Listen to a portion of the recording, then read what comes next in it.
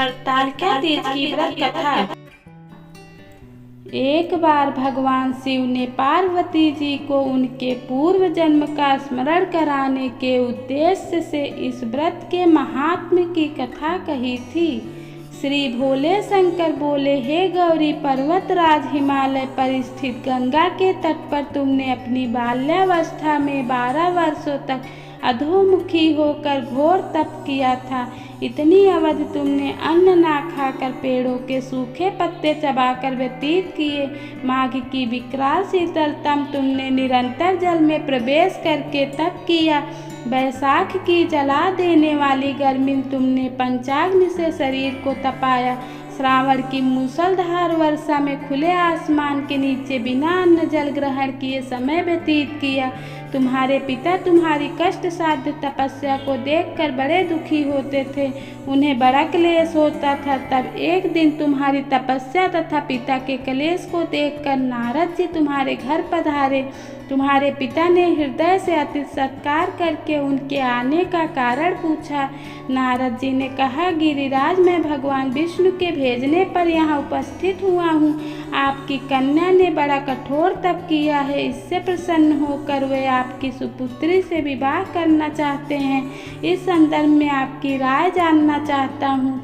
नारद जी की बात सुनकर गिरिराज गद्द हो उठे।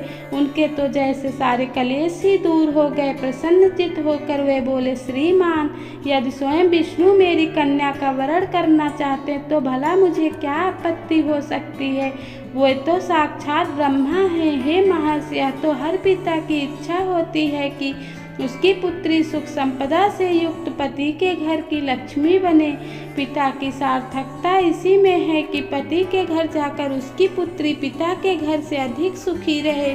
तुम्हारे पिता की स्वीकृति पाकर नारद जी विष्णु के पास गए और उनसे तुम्हारे ब्याह के निश्चित होने का समाचार सुनाया। मगर इस विवाह संबंध की बात जब तुम्हारे कान में पड़ी तो तुम्हारे दुख का ठिकाना ना रहा। तुम्हारी एक सखी ने तुम्हारी इस मानसिक दशा को समझ लिया और उसने तुमसे उस विक्षिप्तता का कारण जानना चाहा। तब तुमने बताया, मैंने सच्चे हृदय से भगवान शिव शंकर का वरण किया है, किंतु मेरे पिता ने मेरा विवाह विष्णु जी से निश्चित कर दिया। मैं विचित्र धर्म संकट में हूँ, अब क्या करूँ। प्राण छोड़ देने के अतिरिक्त अब कोई भी उपाय शेष नहीं बचा है। तुम्हारी सखी बड़ी ही समझदार और सूझबूझ वाली थी।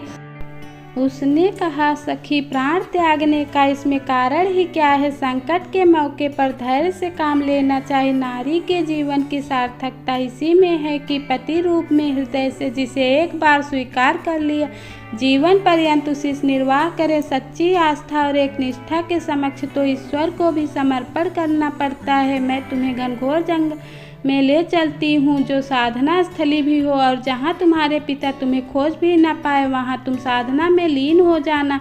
मुझे विश्वास है कि ईश्वर अवश्य ही तुम्हारी सहायता करेंगे। तुमने ऐसा ही किया। तुम्हारे पिता तुम्हें घर पर ना पाकर बड़े दुखी तथा चिंतित हुए। वे सोचने लगे कि तुम जाने कहाँ चली गई। मैं विष्णु जी से उसका विवाह करने का प्रण कर चुका हूँ। यदि भगवान विष्णु बारात लेकर आ गए और कन्या का घर पर ना हुई तो बड़ा अपमान होगा। मैं तो कहीं मुँह दिखाने के योग्य भी नहीं रहूँगा। यही सब सोचकर गिरिराज ने जोर शोर से तुम्हारी खोज शुरू करवा दी। इधर तुम्हारी खोज होती रही और उधर तुम अपनी सखी के साथ नदी के तट पर एक गुफा में मेरी आराधना में लीन थी। भाद्रपद शुक्ल तृतीया को हस्त नक्षत्र था। उस दिन तुमने रेत के शिवलिंग का निर्माण करके व्रत किया। रात भर मेरी स्तुति के गीत गाकर जागी। तुम्हारी इस कष्ट साध्य तपस्या के प्रभाव से मेरा आसन डोलने लगा, मेरी समाध टूट गई। मैं तुरंत तुम्हारे समक्ष जा पहुंचा और तुम्हारी तपस्या से प्रसन्न होकर तुमसे वर मांगने के लिए कहा। तब अपनी तपस्या के फलस्वरूप तुम मुझे अपने समक्ष पाकर तुमने कहा, मैं हृदय से आपको पति के रूप में वरण कर चुकी हूँ। यदि आप सचमुच मेरी तपस्या से प्रसन्न होकर आप यहाँ पधारे हैं तो मुझे अपनी अर्धांगिनी के रूप में स्वीकार कर लीजिए। तब मैं तथास्तु कहकर कैलाश पर्वत पर लौट आया। प्रातः होते ही तुमने पूजा की समस्त सामग्री को नदी में प्रवाहित करके अपनी सहेली सहित व्रत का पालड़ा किया। उसी समय अपने मित्र बंधु व दरबारियों सहित गिरिराज तुम्हें खोजते खोजते वहां आ पहुँचे और तुम्हारी इस कष्ट साध्य तपस्या का कारण तथा उद्देश्य पूछा। उस समय तुम्हारी दशा को देखकर गिरिराज अत्यधिक दुखी हुए और पीड़ा के कारण उनकी आंखों में आंसू उमड़ आए थे।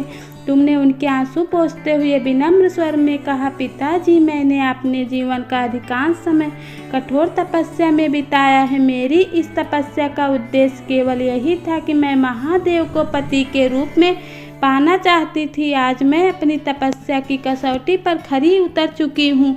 आप क्योंकि विष्णु जी से मेरा विवाह करने का निर्णय ले चुके हैं, इसलिए मैं अपने आराध्य की खोज में घर छोड़कर चली आई। अब मैं आपके साथ इसी शर्त पर घर जाऊंगी कि आप मेरा विवाह विष्णु जी से न करके महादेव जी से करेंगे। गिरिराज मान गए और तुम्हें घर ले गए। कुछ समय के पश्चात शास्त्रोक्त विधि के विधान पूर्वक उन्होंने हम दोनों को विवाह सूत्र में बांध दिया।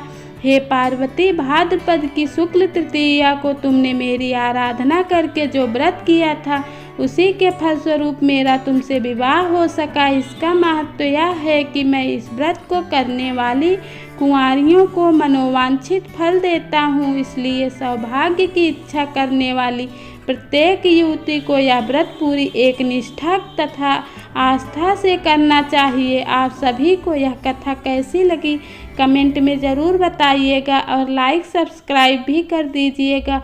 ओम नमः शिवाय।